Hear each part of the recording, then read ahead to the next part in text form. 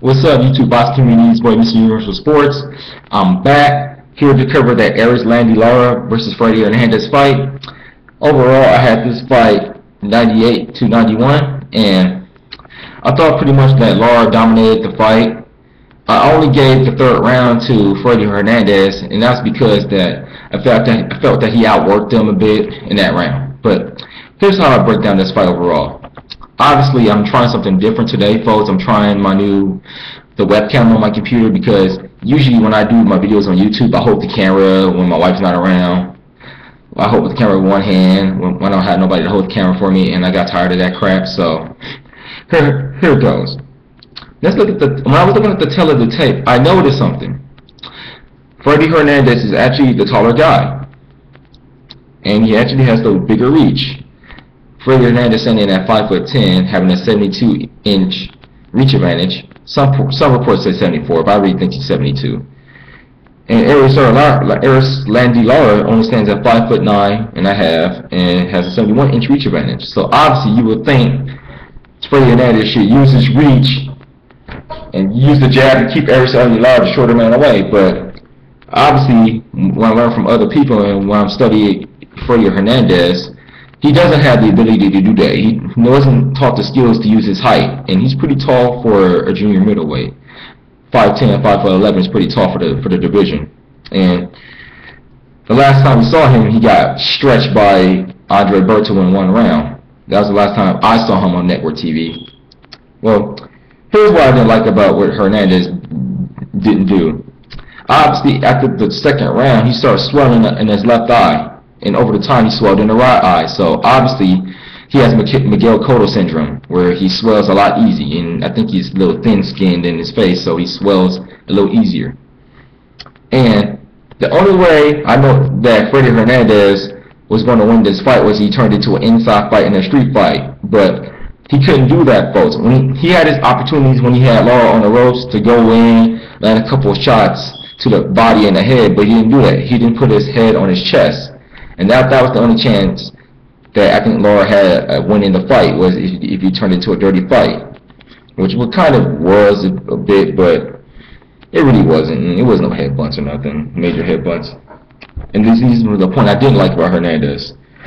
He lost his cool in the 5th round. If you notice, all of the great fighters today, Floyd Mayweather, Manny Pacquiao, Cotto, Martinez, they never lose they never lose their cool. They always try to implement their style no matter what. And somebody headbutts them or somebody throws a low blow, they don't try to push them back, or they don't try to like show emotion, or they don't lose their cool. And Freddy Hernandez didn't behave like a fighter, like the great Tay Atlas said, and he lost his cool in the 5th round. And when you lose composure, you don't think straight. He was trying to argue with Erislandy Lara, and Lara's like, he's like, in the 5th round, I think he was like, stand still and fight me, stand still and fight me. But obviously, Lara, like, I'm not gonna stand here and bang with you. I'm just gonna do my style, use my slick movements, use my slick Cuban style, and win the fight. And that's what Lara did. Here's what I did like about Freddy Hernandez, and I'm nitpicking here, and I had to find a lot of things. I had to really look. He tried to box Lara in the early rounds, and it goes against my point. It's not smart to box with a pure boxer or counterpuncher. Your best bet is to try to implement your style no matter what, and you don't try to go into a gunfight using a knife. And that's what Freddy Hernandez did, unfortunately, when he tried to box with Lara in the early round. He tried to brawl with them, but by the time then Lara was in his rhythm, it was too late. And he worked hard throughout the fight. He was very game. He never gave up. He came to fight. He didn't come in for a check, even though Erislandy Lara was clearly the better fighter throughout the fight, and much better than him, had the better tools in the tool shed to beat Freddy Hernandez. Freddy Hernandez never gave up. You gotta give him credit, folks. He didn't pull a Victor Ortiz, so you gotta give him that. Now here's what I liked about Erislandy. Only thing I didn't like about Erislandy Lara, and I'm just nitpicking, folks, and I guess I gotta find something for this video, was the point deduction in the 11th round. And even then, I don't think the headbutts was on purpose, because you're dealing with a orthodox fighter versus an unorthodox fighter, or southpaw versus a right-hander. So there naturally accidental head clashes is gonna happen. And I think in the 6th round, the referee gave Lara a hard warning, for an accidental head bump. At first he thought he was going to lynch, but unfortunately when he lynched, he bumped his head by accident. But in the 7th round, I thought he gave him a bad point deduction. But still, you know, you gotta respect the ref's opinion, and the ref didn't want to lose control of the fight. So you gotta give props to the ref on that one. And here's the last, just things I liked about Erislandy Lara. He used good movement, head movement, and kept his hands up.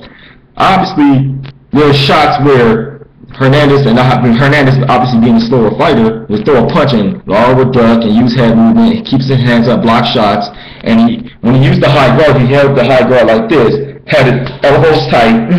That way, when Hernandez did try to throw a body shot, his elbow would catch it, and that's good boxing fundamentals, folks. And obviously, with the Cuban experience, having 330 amateur fights, you're going to pick up something. And I think Lara's obviously coming from that program, one of the best programs in the world, if not the best amateur program in the world. Learned a lot from the Cuban, learned a lot, and he picked up a lot of veteran techniques, which makes him difficult to beat. Obviously, another thing I did like about Erislandy Lara, he didn't, you know how most fighters just look to land one power shot, and obviously Lara's right hand is good, but it's not a knockout punch. Obviously, his power punch and his bread and butter is the left hand kick. It's the left hand. When he threw the right hand, he used it to set up the straight left or the right hook, and I noticed that throughout the fight. Or he used the right hand to set up he threw a right hand to the body and immediately went upstairs and throughout the fight. And obviously, Hernandez couldn't figure out what Lara was doing, and ultimately that led to a 90 in my card at least, a 98-92 decision on my card. I don't know how that one judge got a 96 to 94. I don't know what fight, who was he watching? We gotta do something about this judging and boxing, folks, but that's another topic and another video for that. And then also what I liked what Lara did was he used the ring. He just didn't stand in one spot. Even when the little trouble happened in the 7th round, when Hernandez said, "Stand and fight me like a man, stand in one spot and fight me straight up." Hernandez, and this comes from the Cuban experience again, folks. Lara didn't lose his cool and said, "Okay," and try to do machismo with him. He just used his ring, used his skills. He is the better fighter, and he used his tools in the tool shed, and he used his better boxing technique, and then he didn't lose his cool, and he kept on using the ring. He used the ring, used ring generalship, and threw combinations. He didn't throw one punch at a time, folks, and I like that in boxers. Don't throw one punch at a time. Throw punches in bunches and use distance. And this leads me to my last point. He used distance. He didn't try to crowd in. Obviously, he stood in the pocket.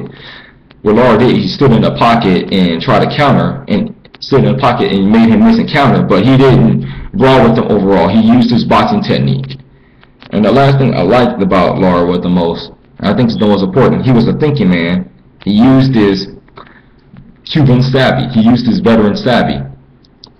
Obviously, I like the fact that in the 5th round, I caught this, and this was funny. He pointed his right hand down.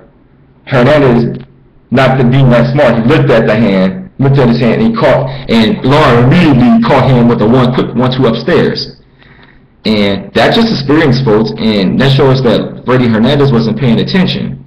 And Lara was able to capitalize on it, and he did it. And that was one thing I do like about Lara. He used his technique and he used his skills, and it was a good overall fight. And where I think Lara should go from here, obviously, he's pretty much the most avoided man in boxing. Either if he can't get a shot at Miguel Cotto, I had him beating Paul Williams last year, and I hope Paul Williams gets well soon, just to give him a shout out. But I had him beating Paul Williams last year.